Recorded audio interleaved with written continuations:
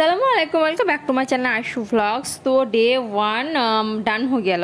আমি 7 days daily ব্লগে challenge নিয়েছি, তার মধ্যে ডে 1 ডান করতে পেরেছি আমি, যাই হোক। অ্যান্ড ডেলি ব্লগের 7 দিনের মধ্যে 1 ডে কমপ্লিট হলো।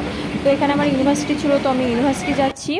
আর এখানে আমি কোথায় এটা, হ্যাঁ এটা কৃষ্ণনগর, যেটা আমি দেখাচ্ছি এটা কৃষ্ণনগর। দেন আমার ইউনিভার্সিটি প্রচুর ফাঁকা ছিল, তো আমরা ভাবছি যে আমরা একটা ইউনিভার্সিটি আসছি আর কেউ আসেনি। অ্যাকচুয়ালি আমাদের ক্লাস স্টার্ট হয়ে গেছিলো অ্যান্ড আমাদের অ্যাটেন্ডেন্সও হয়ে গেছিলো।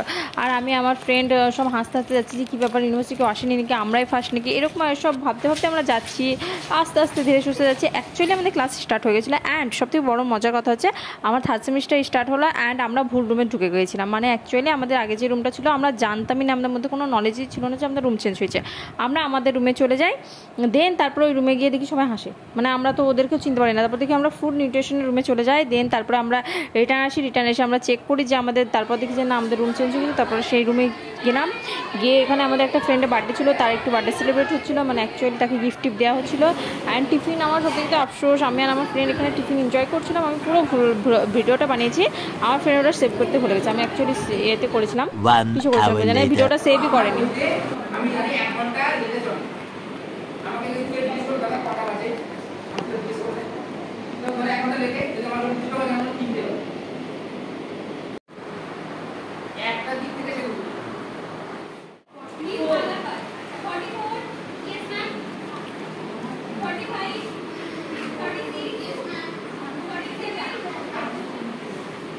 ওকে, ফাইনালি আমার লাস্ট ক্লাস শেষ হলো অ্যান্ড আমি ট্রেনে জায়গা পাইনি বসা। আমার ফ্রেন্ডরা জায়গা পেয়েছিল বাট আমি বসার জায়গা পাইনি, তো আমি দাঁড়িয়েছিলাম ওখানে, প্রচুর গরম লাগছিলো। দেন তার সেই জন্য গেটের কাছে এসে দাঁড়ায়, গেটের কাছে মেয়েগুলো বসে, এত অকওয়ার্ড ফিল হয় কী বলবো, না দাঁড়াতে পারি না বসতে পারি। আর সামনে দুটো মেয়ে ছিল, এত বাজে বাজে কথা বলছিল, আর আমি বসবো কখন এটা ভেবে বসেছিলাম। ফাইনালি বিথোয়া ডোরিতে আমি জায়গা পেয়েছি অ্যান্ড বসলাম।